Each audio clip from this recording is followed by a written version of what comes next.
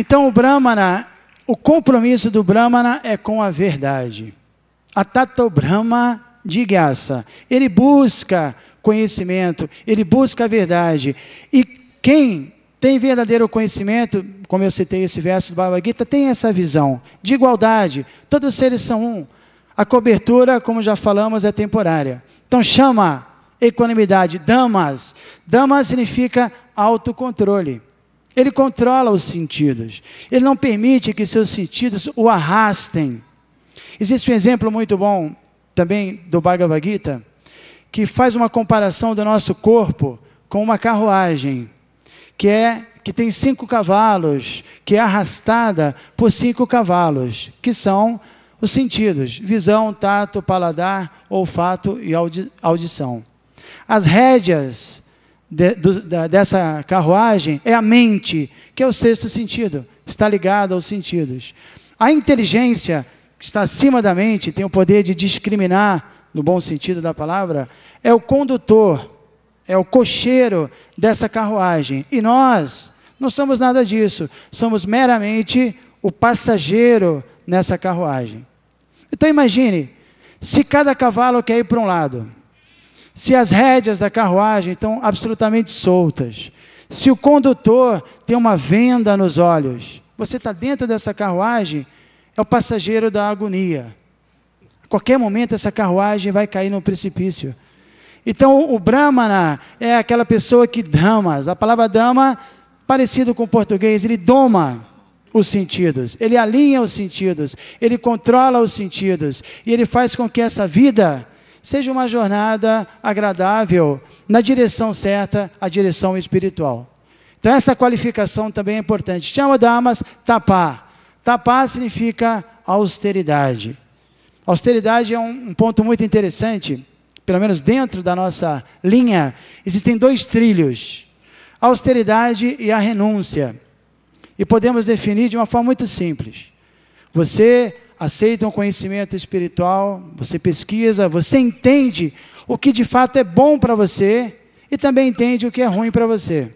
Então, austeridade significa que eu vou fazer o que é bom para mim, mesmo que a minha mente não queira, azar dela.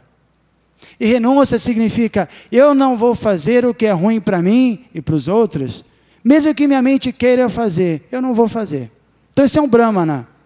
Ele tem essa força, o conhecimento dá essa força. Isso é tapá. Shaucha significa limpeza.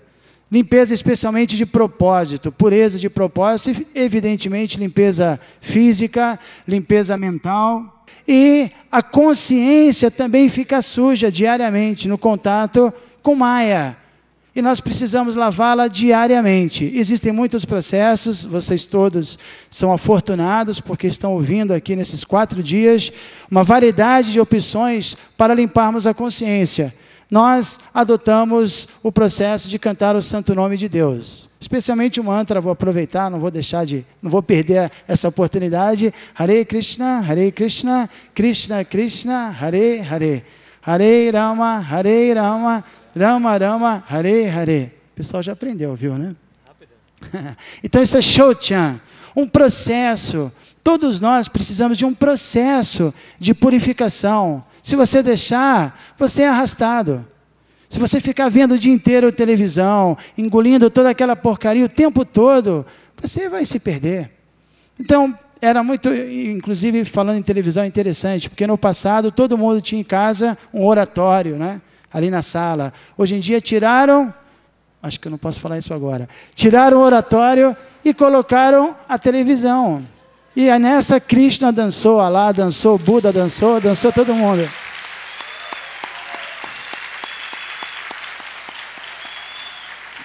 Agora, evidentemente, nós não somos nada contra a tecnologia, adoraríamos ter um canal de televisão, porque toda energia vem de Deus, você pode usá-la apropriadamente, tudo a serviço dele.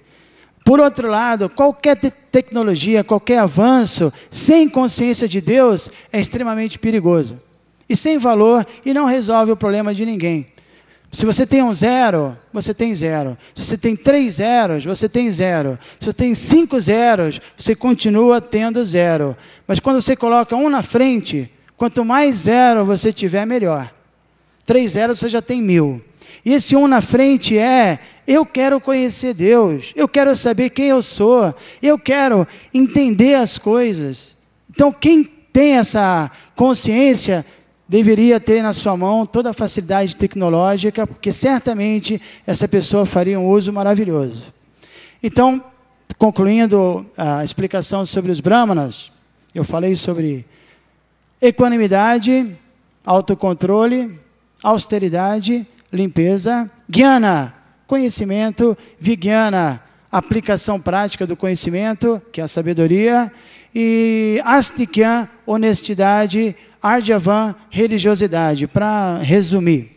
Então, como explicava, nosso guru, nosso mestre espiritual, o que ele queria fazer? Ele acreditava muito no Ocidente, porque a Índia, embora tenha esse conhecimento, esse berço maravilhoso, também está comprometida com toda a influência da globalização, da máfia, falando a palavra certa, da globalização, né?